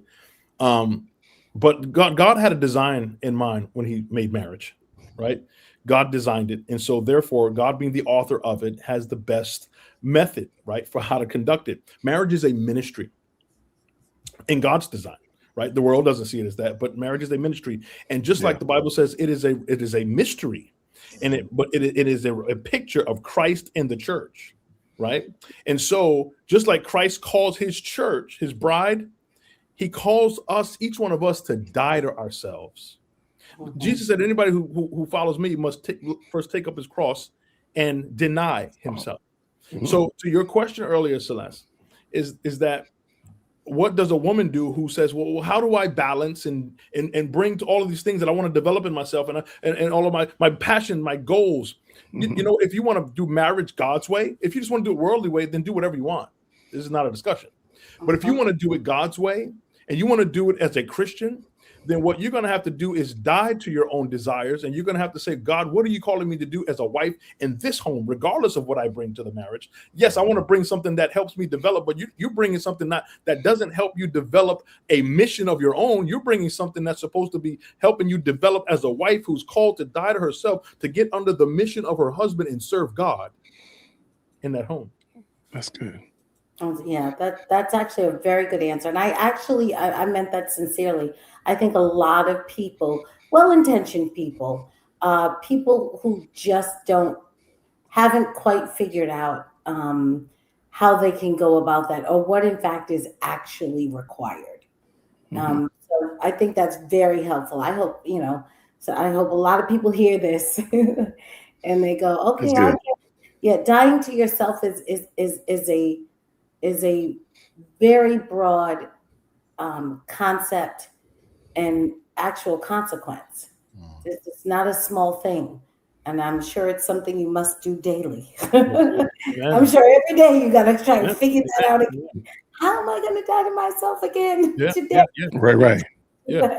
Yeah, because I mean, so like I'll tell you what. I mean, I remember sitting in marriage conferences. I remember sitting under my pastor who would tell us about marriage, right? And when my wife and I were young, newlyweds, and all this one stuff, we would hear stuff like, listen, you are two people who are bringing life experiences, ambitions, and all of that, but both of you have to come to the table and die to yourselves to determine what does marriage as one, becoming one flesh, look like. You were two fleshes. Right. Let me get all ungrammatical for a moment. You were two fleshes at one time, but when you come to the table of marriage, you now must become one flesh. And that's why you see these one flesh unions who are now breaking up and breaking apart and getting divorced, and they want to go two flesh directions again because they don't want to become one flesh under marriage, under the banner of marriage. And you see marriages that operate as other than one flesh, and they operate in two flesh paradigms. Then it doesn't last, and it's not leading to anything productive. But people who come together understand what God has required of a one flesh union. That requires by nature that both of those people die to themselves. I must now, as a husband, now figure out and understand what it means to cover my wife, to lead my wife, to provide and protect my wife. And what does that mean? Right. And I'm going to continue to say 27 years in, I'm still learning it. Right. I'm never going to perfect it. I'm going to keep learning. I'm going to keep seeking the Lord to find out what it means and what it looks like. And then my wife. I remember when she heard our pastor say, you need to submit. And what does submit mean? Submission doesn't mean she do what I tell her. Submit means she comes under the mission. Sub, meaning under, mission is leadership, right? She comes under the mission that God has given for me. So she needs to see that God has given me a mission. So that means I must be a leader who's leading in a direction that God has called me in. And it's got to be clear the direction that we're going in. And a woman who sees that and a woman who's able to follow that, she's going to follow what was clearly being in the direction that a man's clearly leading. And if he's doing it God's way, she's not going to have a problem submitting if her heart is surrendered to the Lord. Jay will tell you, you guys are so great, and you have such amazing answers to these questions. You're bringing such depth to the conversation. I've totally changed all the questions around. They're different. They're different. You make me work. I'm reworking. Y'all done broke the questions, Brian and Virgil. Y'all done broke the questions. See, I would have stayed and I was answering according to the questions. Y'all done went and broke them. Probably because y'all didn't read the calendar invite. That's what the problem is. No, I love it. No, thank y'all, everybody in the chat too. By the way, thank y'all. We got, of course, Brian Shannon, Virgil Walker, and of course our good friend Celeste Duffy, just talking about dads, the role, and men, and the role that we play in society and the value that we add. So thank y'all for jumping in. Go ahead, Celeste. All right, so I'm gonna now that we're breaking questions, so we're gonna continue with the trend. Seems like it's working so well. So if you go back in time, there was a time when marriage was in the domain of men. So Virgil points out this situation where the average man is getting married at around 31. So let's start at high school. So if I'm, my high school class, we all graduate together, which means we're all the same age. So if I'm a 20-year-old woman, okay, for the men that are my age, that are in likely my station and in my experience at life, I have to wait till he's 31, likely to marry, which now, as you know, as a woman, there's a little bit of imbalance there because I have a biological clock.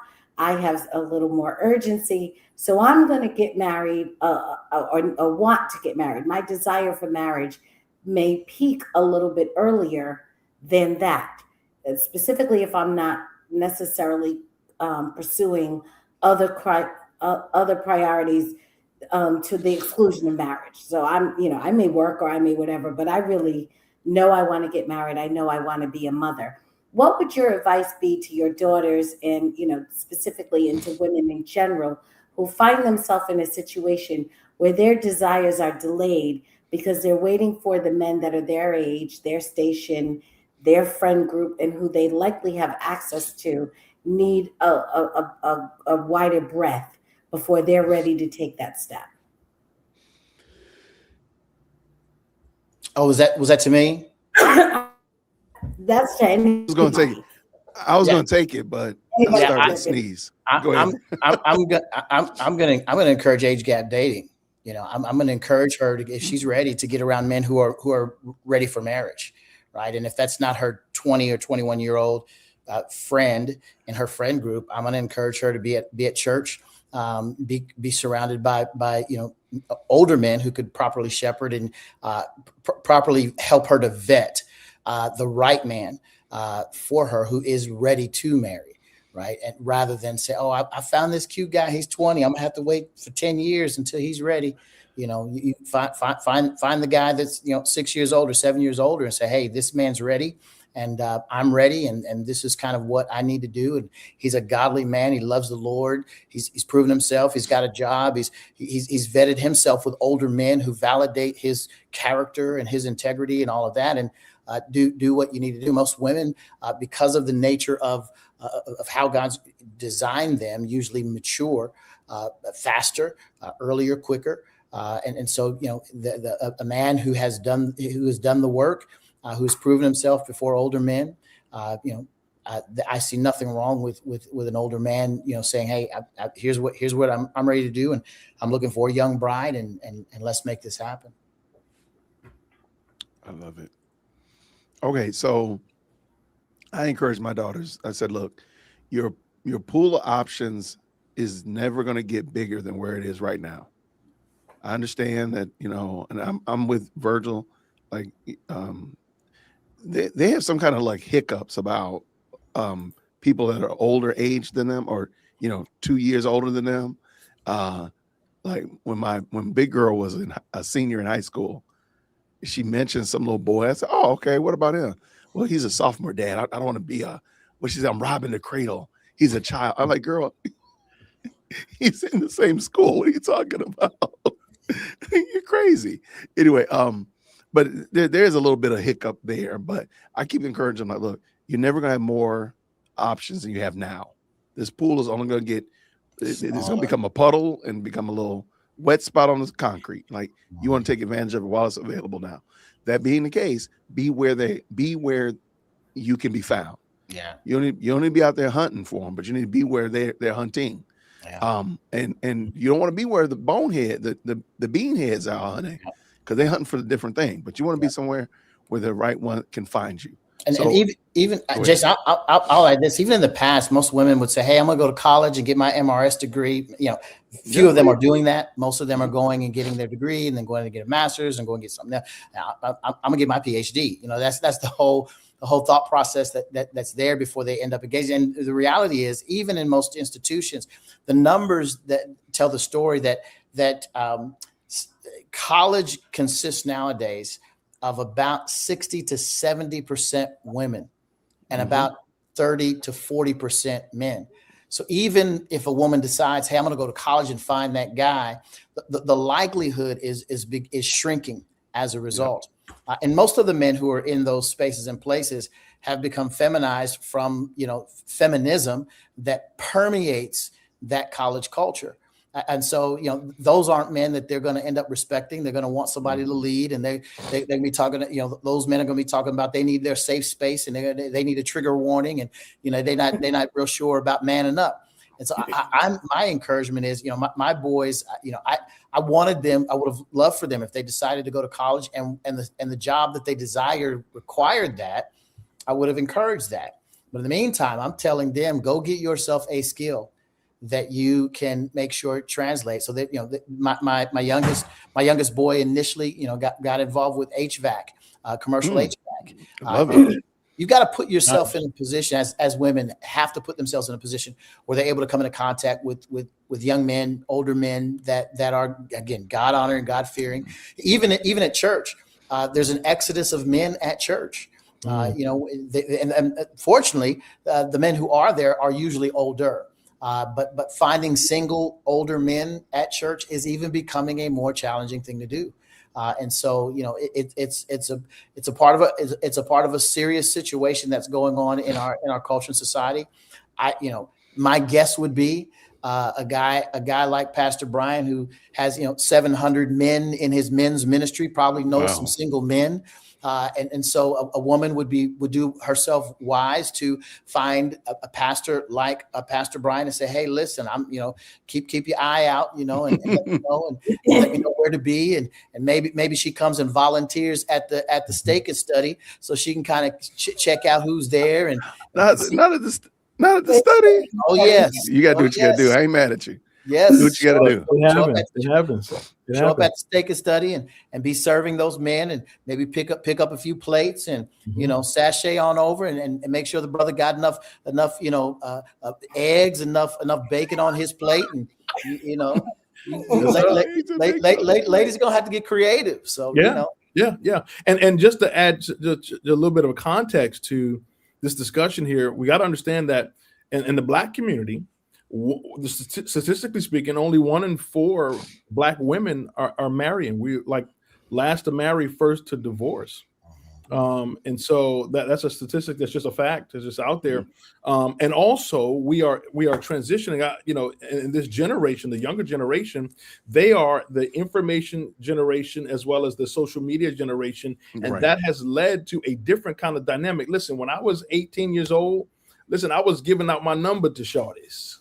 About the shorties. This generation ain't doing that. This generation ain't doing that. My son, he and you know what? In a way, it's a blessing, but in another way, I'm like, well, I do want my boy to find him a young woman, But he's a little bit more sheepish. How old is she? How old is he? 20. So he's a little bit more sheepish when it comes to. He just doesn't have the dynamic that my 90s X, what were we, Generation X, that Gen X 90s. I don't know what generation. Generation. What we had, I was dying to get to a college campus to say, hey, what's up, girl? How you doing? All right, let's let me carry your books for you. I was dying to be able to do that, and that's where I met my wife. I met my wife in Bible study, and we went to college together. And so you know what? Hey, I'm down. Look, I'm down with arranged marriages, brother. Come on. Next time I'll ride right up there to Virginia. But when I go pick her up again, we'll ride up in there. Exactly. We'll roll up in there.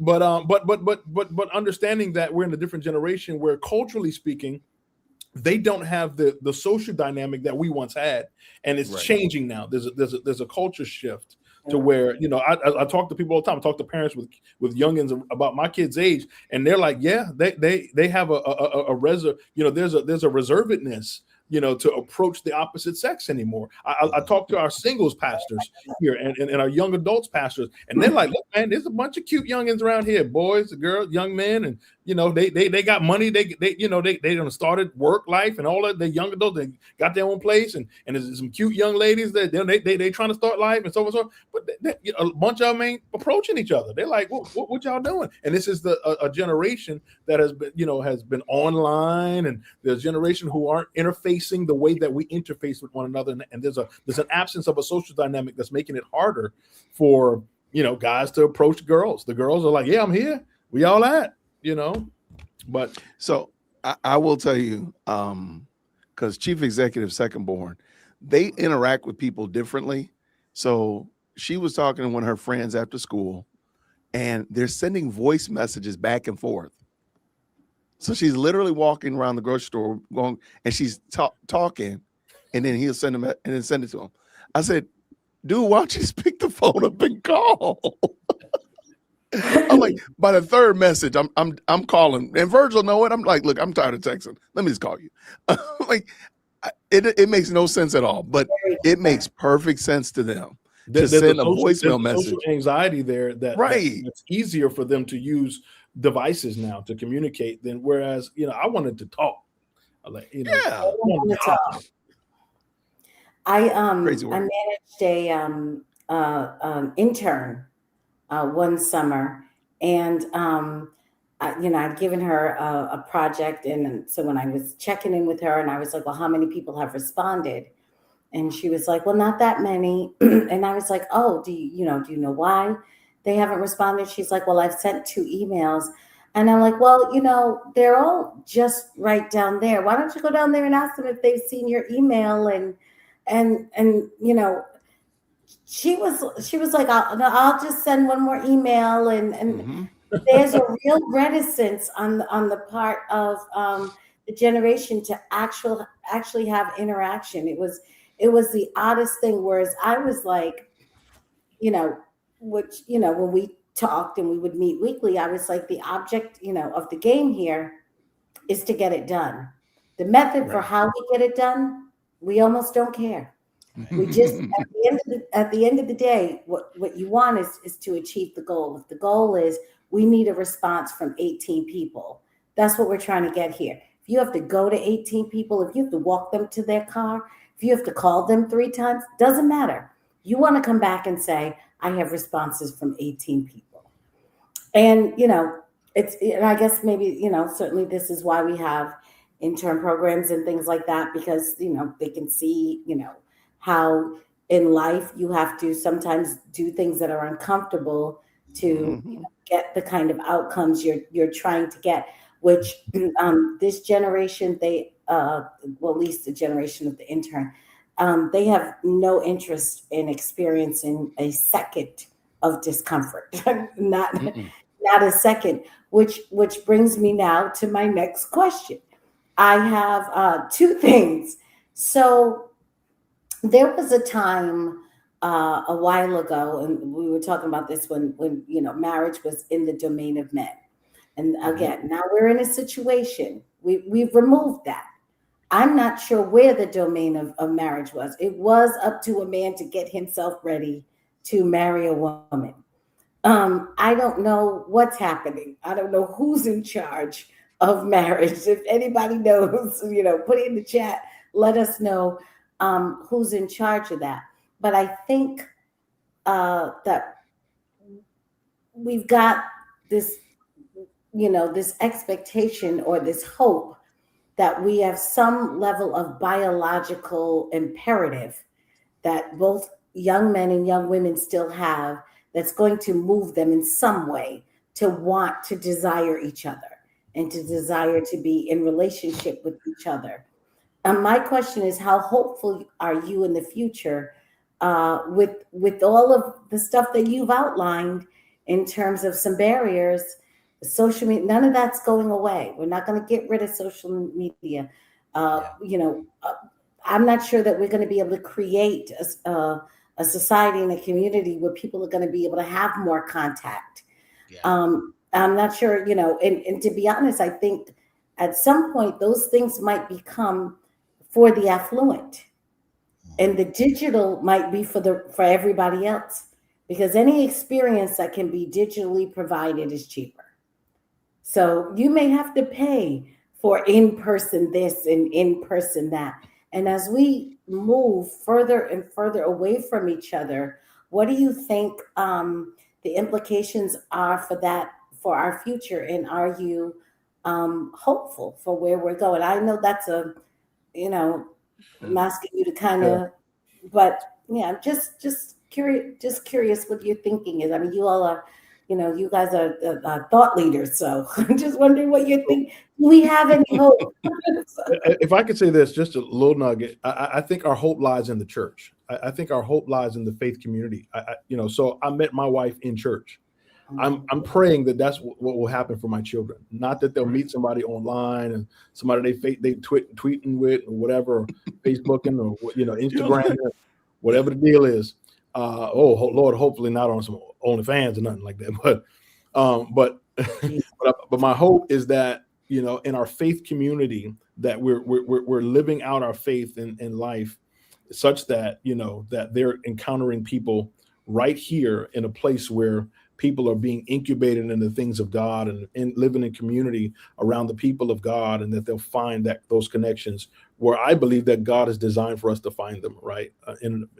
Amongst people who are like-minded, and people who are, who are fed the word of God and raised up around the things the means of grace and the things that God has instituted in order for us to be built up and to go out into society and live out life, right in our faith community. That's where I think our hope lies.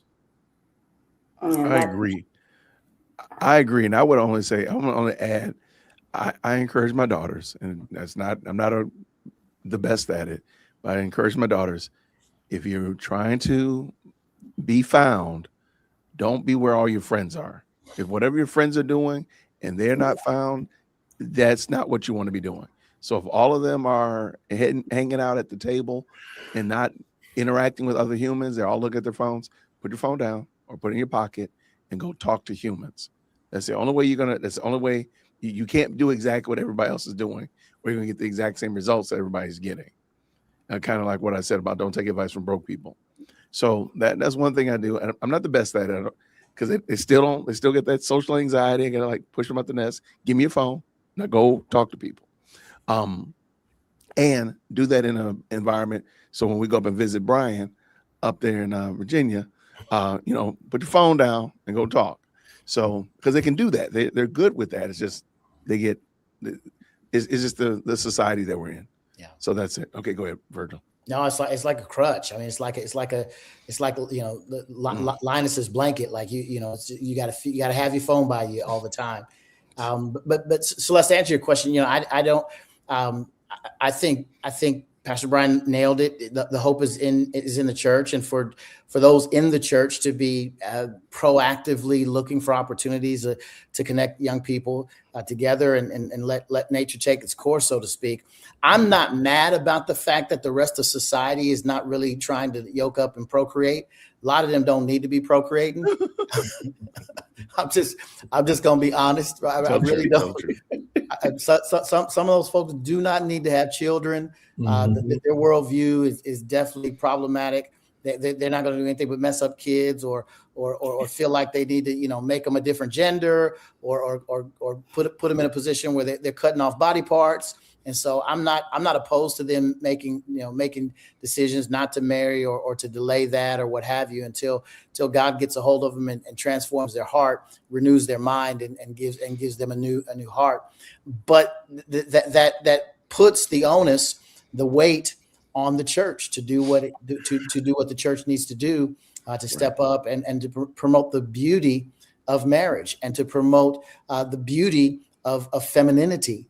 And to promote the beauty and strength in masculinity and what that provides for society and culture. That's why conversations like this are so important for others to hear. They need to hear men who, all of us on the panel have been married to one woman for a number of years. For my wife and I, it's 30 years. And Wow. none of that was easy. All of it is by God's grace, and not on my head, and getting act right, aimed at me. But at the end of the day, God's grace is sustaining. God is indeed faithful, and man, we're at a point where we are enjoying the absolute best time of our lives. With just us, myself, my wife got a chance to spend some fantastic time with Pastor Brian and his dear wife, his bride, and my wife, his wife are connected. They got text messages we don't even know about, right? Exactly. I talked to who you talked to? Yeah, Tamika. Yeah. Right. And so it's beautiful. And man, if you can find a wife, make a life, and increase your tribe, shoot those arrows out into the culture and keep stay in love with one another. Man, I'm telling you, it's a beautiful thing. Which reminds me, I'm gonna have to jump off here and go enjoy some time with that beautiful wife here in the next few minutes. We're gonna keep the time because I'm gonna prove to Jason that I'm not like Wise, and I can keep the time. I'm gonna do a quick one if I can. It's a bonus question, and just really quickly. You all, the three of you, it's clear that you're wonderful fathers. I had a wonderful father, like I said, God rest his soul. And it's so obvious how much you've poured into your family, and I'm sure continue to pour into your family, and your children are very, very lucky. But since we started on girls and we were talking about the value of dads for girls, I want to ask a wild bonus question. Do you think that being such great fathers may make it more difficult for your daughters to select a husband, because they may be looking for someone who they hold in as high esteem as they hold you? That's the bald dad theory. That's what she was saying. That's what she was saying. I'm bringing it full circle. Right. I see what you did there. I'm gonna answer. I'm gonna say yes. But if the boy, if she brings the boy around us, if the boy is in our community, if the boy is somebody that I can talk to, look, come here, boy. Come on over here. Let's talk. Let me help you out. Let me help you with some things that I probably should have known when I was 18, 19 years old.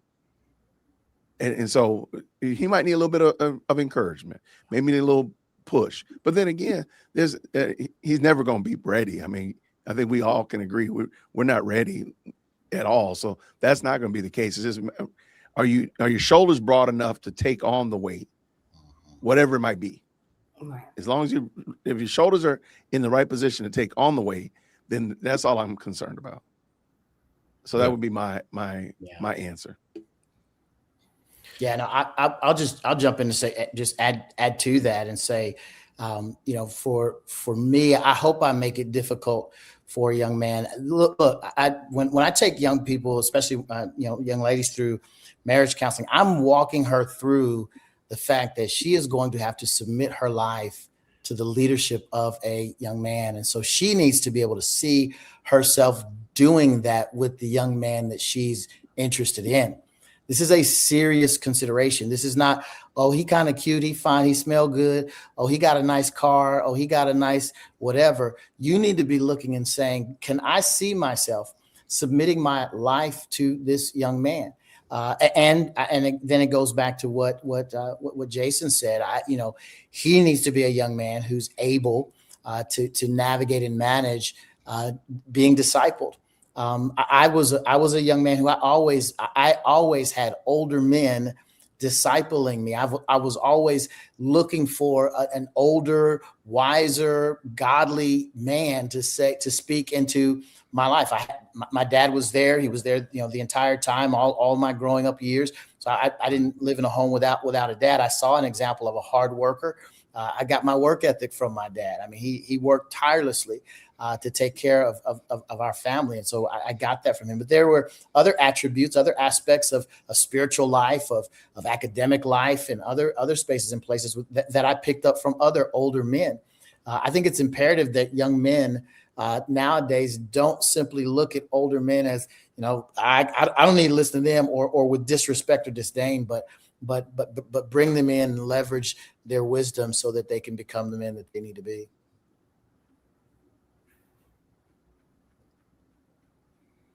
And Pastor, do you want to add anything? It's okay if you don't. Yeah. I was going to say,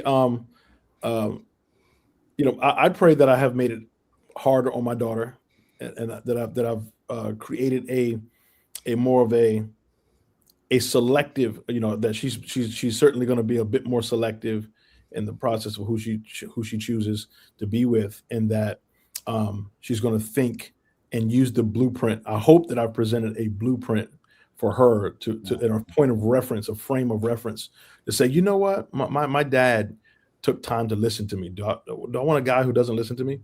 My dad spent time with me, and he opened doors for me. Like, do I want a guy who just totally just brushes me off, whatever? I hope that I've given her a frame of reference to at least think about the kind of guy, and that it creates more of a selective sort of a lens for her to use when she's engaging in relationships. Well, thank you all so much. And I especially want to thank Jay Witt for allowing me to do this. I think it's the first time I've ever moderated. So I feel so honored, and I'm so appreciative for this. And I turn it back over to you at exactly time Well, love it. Thank you so much, Celeste. You are welcome whenever you want to. We'll do it again. Virgil, I want to say thank you so much. I know that you came on a little bit last minute because I reached out to you a little last minute. But Virgil, man, you are always. Look, I hate to say it. I know if anybody gonna come last minute, it's gonna be Virgil. So thank you so much, man. I really appreciate it. Please tell your wife I said thank you. I'm gonna boot you out of here because I don't want her mad at me. Because I want to make sure. Hey, Pastor Shannon, love you, brother. Appreciate you, man. Looking forward to connecting soon. Okay, Doc? Yes, sir. Yes, sir. Likewise, brother. Bless you, man. Celeste, thank you. Jason, thank you. God bless you. Always. Bless you, friend. All right. Brian, before we leave, I'm not trying to be funny. I do want people to pick up your book. Can you give us a quick, I'm going to give you a big screen. Make your pitch. Why do people need to pick up? Oh, you got one too. What? Hey, what's up? Go figure. All right, make your pitch, man. Big screen. So Jason, I want to tell you the people out there, in addition to my fatherhood book, medium-sized screen. Oh, in addition to my book about the absence of fathers in America, I have a new book coming out for children. I have a children's book. It's releasing on Amazon March 25th. My Daddy's Shoes, and this is for those children in the lives. It's a great gift for children to help them understand and see the need for fathers in the lives of children. Okay, but Missing Pillars, my book, it's subtitled America's Black Father Absence Crisis and How the Christian Church Helped Me Overcome It. So I think it's a great book that people need to get and read through, because it gives us a history of kind of where the Black community in specific has come from, the strong nuclear family that we once held to, and the strong nuclear family that was once a reality in the Black community, and how it has fallen off, and what are the factors that has impacted the Black family in America, and how we need to get back to the Word of God, and how the church is going to be the key factor in bringing us back, because I believe at one time it was the Judeo-Christian values of the Word of God that actually held us together in America, where the Black family, the Black nuclear family was intact at a rate that rivaled and in some cases surpassed that of the rest of America. But right now we're at a 75% father absence rate in America, in black in homes in America, across the story written large. So getting back to the Word of God, man, is important, and why the father is important to be in the saddle. I love it, man. Thank you so very much. I appreciate it. And the link is in the chat. I believe the mods have dropped it a couple of times. So please, I think, and you sent it to me as well. If the mods could just double check, make sure we put that in there. I'd love for y'all to go check out his book. Maybe we'll do that. Maybe that'll be our book talk in April. If you're open, we'll do like a Thursday evening book talk, or whenever you're available, Brian, just to meet with the author, go through a couple chapters, have some discussion, and I'll let you facilitate it. How about that? I'm down, brother. I love it. I love it. Well, I want to say thank you to Celeste. You did a fantastic job, Celeste. Please stop minimizing it. This is your first time doing something. You came across like a pro. So thank you so much for that.